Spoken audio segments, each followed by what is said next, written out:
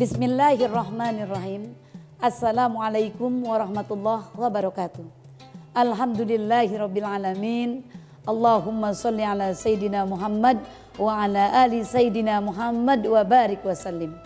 Pemirsa yang dirahmati Allah, sebagaimana telah sama-sama kita ketahui bahwa di antara kemuliaan Ramadan adalah diturunkannya Al-Quran, atau lebih sering disebut dengan istilah nuzulul Quran, yang insya Allah tidak sedikit dari umat Islam yang memperingati hari pertama turunnya Al-Quran itu dengan tujuan utamanya agar kita selalu berinteraksi dengan Al-Quran, sehingga kita pun tidak termasuk ke dalam golongan yang disebutkan Allah dalam Qurannya sebagai orang-orang yang dikeluhkan oleh Rasulullah Sallallahu Alaihi Wasallam. Sebagaimana disebutkan dalam Qurannya, A'udzubillahi minasyaitonirrajim. Wa qala ar-rasul ya Rabbi inna qaumi ittakhadhu hadzal Qur'ana mahjura. Berkatalah Rasul, sesungguhnya kaumku menjadikan Al-Quran itu sebagai sesuatu yang tidak diacuhkan. Ayat ini menceritakan keluh kesah Rasulullah Sallallahu Alaihi Wasallam kepada Allah Subhanahu Wa Taala mengenai sikap kaumnya yang mereka tidak acuh terhadap Al-Quran. Sementara sudah begitu jelas bahwa Al-Quran memberikan syafaat pada hari kiamat bagi mereka yang selalu membacanya, mereka yang mentadaburinya, dan bagi mereka yang mengamalkannya.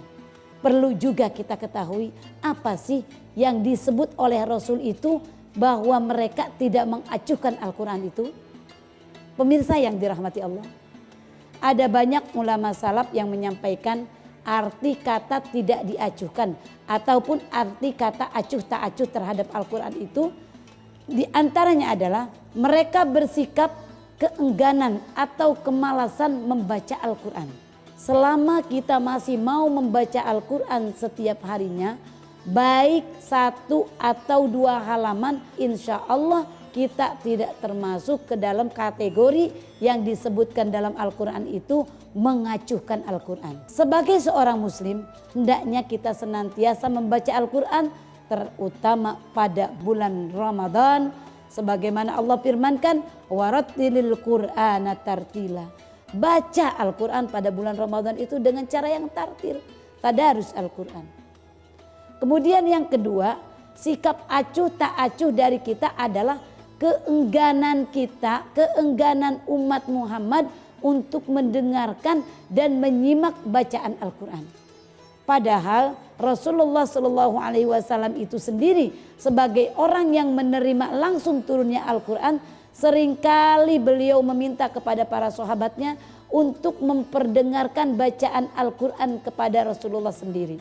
Rasul seringkali menyimak bacaan para sahabatnya dengan cara diam-diam. Beliau berjalan-jalan tanpa diketahui oleh para sahabat, hanya satu tujuannya, ingin mendengarkan bacaan Al-Quran dari para sahabat. Pemirsa yang dirahmati Allah. Kemudian yang ketiga adalah sikap acuh karena keengganan mentadaburi dan menjadikan Al-Quran sebagai hukum dan obat bagi diri kita sendiri atau bagi diri umat Rasulullah sendiri. Padahal sudah sangat jelas, selain diwajibkan untuk membacanya, Allah pun memerintahkan untuk mentadaburi, mengkaji, memikirkan dan mengamalkan isi Al-Quran itu sendiri sebagai sumber hukum dan undang-undang yang mengatur berbagai kehidupan umat manusia. Sebagaimana Allah firmankan, "Afala yatadabbarunal Qur'an am 'ala qulubin aqfaluha." Maka apakah mereka tidak mentadaburi Al-Quran, ataukah hati mereka memang sudah terkunci? Allah begitu keras berbicara terkait pembacaan dan pentadaburan Al-Quran. Setelah mengkaji dan memikirkan isi dari kandungan Al-Quran itu sendiri, maka Allah pun memerintahkan kepada Rasulullah untuk menjadikan Al-Quran itu sebagai landasan hukum dalam pengambil keputusan. Bahkan Allah dengan tegas menyebutkan dalam firman-Nya, A'udzubillahi minasyaitonirrajim, wa man lam yahkum bima anzalallah faulaika humul fasikun.